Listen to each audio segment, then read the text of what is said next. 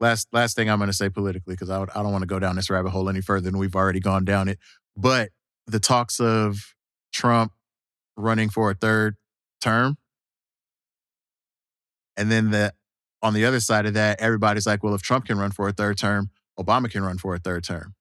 But honestly, I'm like, what makes people think that he wants to run for a third term? Right. I mean, we honestly don't deserve Obama to run for a third term because during his 8 years as presidency, all he did was catch shit.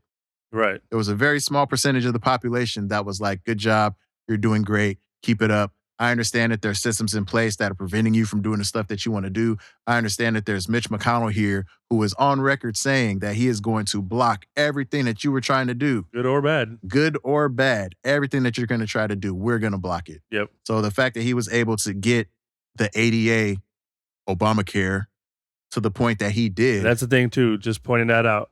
Obamacare was not called Obamacare by the Democrats. Not Obamacare was labeled that by Republicans. Right, to make it sound bad. Right. Yeah. And that's why, it became that whole... And then you see these interviews in the streets where, oh, what are your views on Obamacare? What are your views on the ADA? Not even realizing that it's the same thing. Yeah. Because of the propaganda. Yep. Because of the propaganda machine. One of the things that Obama said that it always hit hard, and I'm paraphrasing it because I don't remember the entirety of the quote. It was within a speech he was saying, but he was basically saying, like, not everything I do or say is going to be liked. He goes, I'm going to get attacked daily. I'm going to get, all kinds of flack. I'm going to have people wanting to kill me. He was like, but at the end of the day, he goes, with those same people, I can still sit down and talk. Right. And he was like, and we can still try to make things work, and we can still try to make policies happen. And that's the way America is supposed to be. That's the way it should be. You're supposed to have differing views. You're supposed to have, the back and forth talking points, and you're supposed to come to that compromise when you have disagreements. It's not supposed to be my way or the highway. It's not supposed to be no matter what you put through, good or bad, I'm going to shut it down. Right. It's not supposed to be like that. And unfortunately, it's coming down to that's what it is. It's either this way or nothing, or it's either that way or nothing. It's my way or the highway. And it's got to get back to where it's like, hey, I have this idea, and I think it's going to be great for the people. I think the people want this. And you find out that the people do want this. Yeah. But you find out another portion of the population wants something slightly different.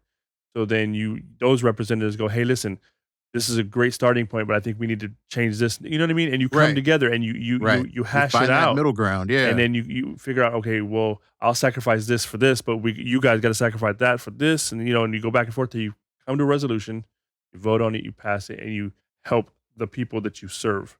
Right. And I think the unfortunate thing right now is that a lot of politicians are forgetting that they work for the people. They're not the power for the people. Right. They're the power of the people. Right. And that's presidents included, but that's every step of the ladder. That's from, representatives, mayors, governors, etc., all the way up the pillar. Up and down. You have to realize you work for the people in your districts, in your states, and so on, not for you to make the decisions for them. Right. You're supposed to be enforcing the decisions they want. Right. What they want. Right. And unfortunately, that's just gone to the wayside. We're not seeing much of that anymore. They've lost sight of that. They've lost sight of why they're there in the first place, why they wanted to become politicians in the first place. And I'm saying that with the assumption that they got into politics because they wanted to do good for their fellow man. Right. I could be completely facetious in the whole thing, thinking that that's why people get into politics.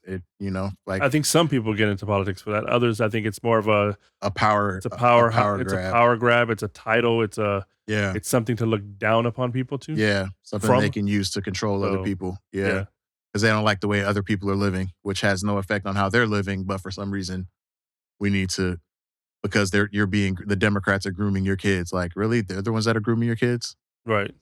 And because of that, we need Greenland, right? Oh my goodness. Yeah, we'll